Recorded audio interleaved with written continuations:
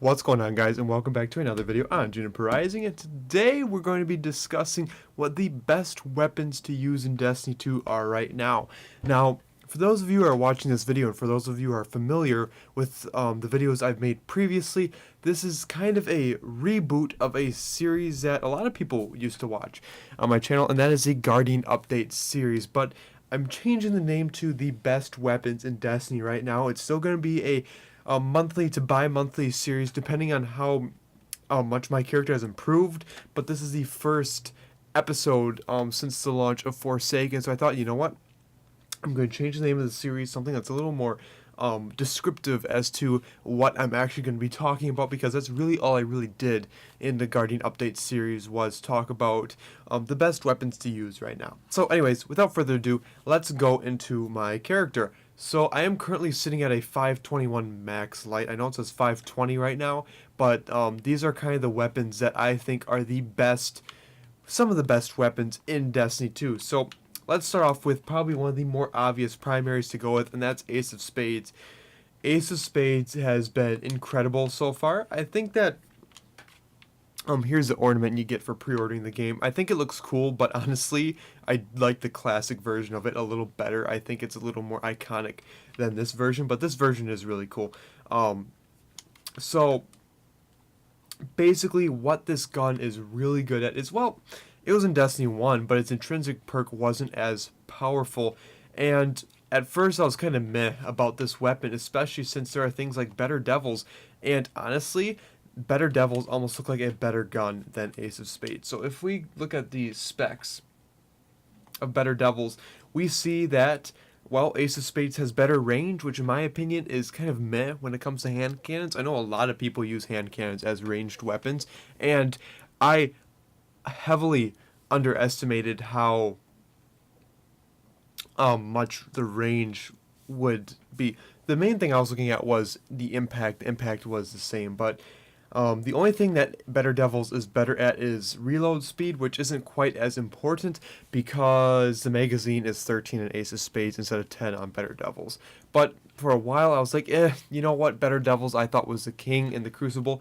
Not really, especially since Ace of Spades you get the radar when you're looking down sights, and you get bonus damage after a kill reload. So anyways, also you can get random rolls with Better Devils, which can improve some of these perks, and you don't really get you actually don't at all get random rolls with Ace of Spades. So the fact that this Better Devils has Rangefinder, which didn't even give it close to the amount of range that Ace of Spades had, which is quite impressive, but you can get quite a few different perk sets when it comes to Better Devils, and that's a luxury you don't get with Ace of Spades, so you can kind of customize that hand cannon. Also, its base function and its base features are really good already. But Ace of Spades is the hand cannon to go with for ranged combat. It has the highest range of any hand cannon in the game right now, and also stability. It's a little higher than Better Devils, and handling is a little higher than Better Devils. So that's kind of my opinions there, but Better Devils is still very good in Crucible. Nothing was really taken away from it there. Okay, this is a gun I'm super excited about. This is the Cerberus +1. And this is a crazy exotic. It's kind of ridiculous. It's got 4 barrels on an auto rifle. So it's kind of, if you think about it, a hybrid between an auto rifle and a shotgun. I think that's what a lot of people were assuming it would be. That's not quite that's not quite what it is. It's still a really good close range weapon, but it's not like when a shotgun is really good at pumping out big bursts of damage. This thing is going to do damage over time. It almost just feels more like a submachine gun with these different fire rating weapons. So let's look at the intrinsic perk on this thing. Shoots erratic bullets from all gun barrels at the same time. The fire rate is actually faster. It feels a lot faster than this says, even though it has a pretty fast fire rate already. It feels more like an SMG, which is pretty ridiculous. So it just chews through people at close range. I've had this thing beat out shotguns, submachine guns, powerful auto rifles like Scavlock, things like that. It absolutely chews people up at short range, and it's not what I would say really the go-to weapon that people think of when it comes to the Crucible, and when it comes to anything else really. But in my opinion, I think that this thing is actually really good, and it has worked really well for me so far. I'm super excited that Bungie kind of took a risk and put something kind of ridiculous like this in the game, because it really is a very ridiculous weapon. But yeah, Cerberus +1, very viable in the Crucible. So yeah. Also, we've got bygones, which people seem to really want to talk about as a pulse rifle. For me, it's actually, yeah, it's been pretty good. So the role I have is I've got hammer forged rifling with polygonal. I've got armor piercing rounds, which I keep on there. I also have high impact reserves and head seeker, which it's okay, especially for a pulse rifle, but it's definitely not the best role you can get for this. It's not a god roll by any means. It's kind of a basic role. Also, I like the fact that the little clip, it's right above my cursor. The little clip kind of sways back and forth where a strap would go. That's just a really interesting detail that Bungie put in. But anyways, you get this rifle by completing Gambit, and it's actually really good in Gambit. So and this is the stock is Gambit leather. That's the stock sort of shader, but obviously you can customize the shader to your heart's content. So just like this, you can get like this sort of white wood kind of looking thing. But honestly, I think that with the what am I trying to think of? With the Gambit default shaders, they probably look the best on Gambit weapons because they're like older wooden stock weapons. But anyways, bygones is very viable for that medium to short range, medium to long range, I should say.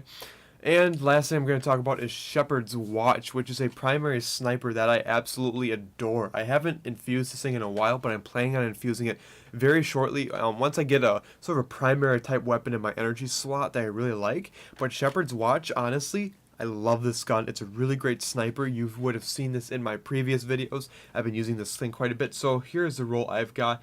I use a zoom 10 point, which is a short zoom. In Destiny 1, I preferred short gaze. That was my favorite scope, as it was a lot of people's favorite scope to use. And I just love having shorter zoom. It's easier to get quick successive headshots on. When it comes to the Crucible, you're not doing a lot of very long range shots. It's usually medium range shots of people, and a lot of times it's moving targets. So you want a more mobile scope with that increased handling speed, and yeah, but this thing has a balanced scope with a short zoom. It's a really good scope, guys. And then we also got ricochet rounds, which I don't know. It between these, wow, there's a really bad storm going outside my window if you heard that. So these two are kind of interchangeable for me. The only thing is I like the increased stability. That's my favorite perk to have on any gun. And then we got moving target, increased movement speed, and target acquisition while aiming down sights. This thing is really good for hitting moving targets, and it's really stable and steady. That's why I love this gun so much as my primary sniper, and it's one of the few primary snipers in the game.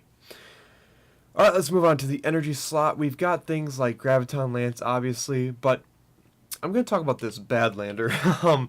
If you play a lot of Crucible, you've likely seen this gun a few times. Badlander is a great shotgun, and if you can get it with rangefinder, you've hit the god roll. I think rangefinder is the perk to have. Unfortunately, I have not gotten one to drop with rangefinder yet, which is kind of disappointing, but alas, I'm going to keep working towards it. So anyways, we've got corkscrew rifling, which has an increased range and stability and handling speed, obviously. Basically everything on this gun is increased range for me. I've also got tactical mag, field prep, and rampage, which kills with this weapon temporarily grant increased damage, stacks 3 times. Rampage is pretty good, but I just really want rangefinder on this gun. So yeah, I'm kind of holding out for that rangefinder perk. But yeah, as you can see, the range is pretty good on it. Without the rangefinder perk, it's just if I got rangefinder, any shotgun with rangefinder is pretty deadly. So yeah, Badlander, still a good shotgun in the Crucible. Still, if you have it, very viable. Okay, we also have Fate Cries Foul, which is kind of the little the sniper that I do not like to use nearly as much as Shepherd's Watch, but I use it as my sniper when I am using kind of a primary weapon in my kinetic energy slot. And that's because this thing has a very snappy scope on it.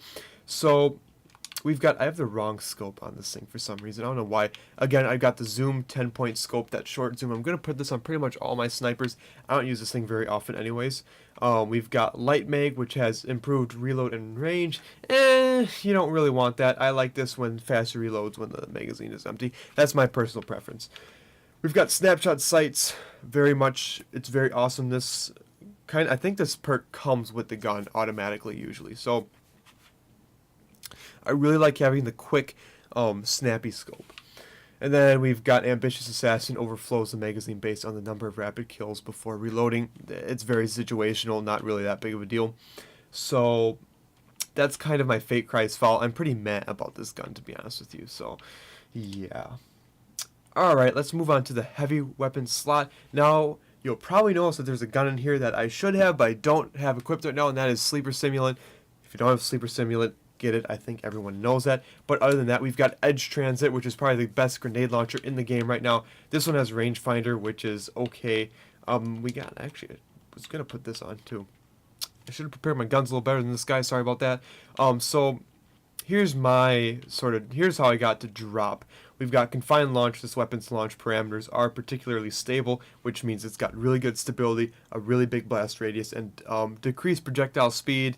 That's okay. High explosive ordnance. It has another bigger blast radius, slightly increases projectile speed, so that kind of cancels out the last one, and it decreases magazine size, which is okay, especially during Crucible.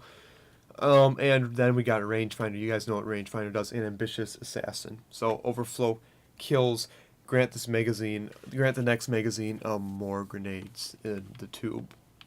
So yeah, Edge Transit, really good DPS one. I've been using this in the Crucible mostly. As you guys know, I'm a highly competitive Crucible player usually, and yeah, this is a pretty good gun. This is probably one of your better DPS weapons in the game right now for heavy, besides Sleeper Stimulant, I'm going to say.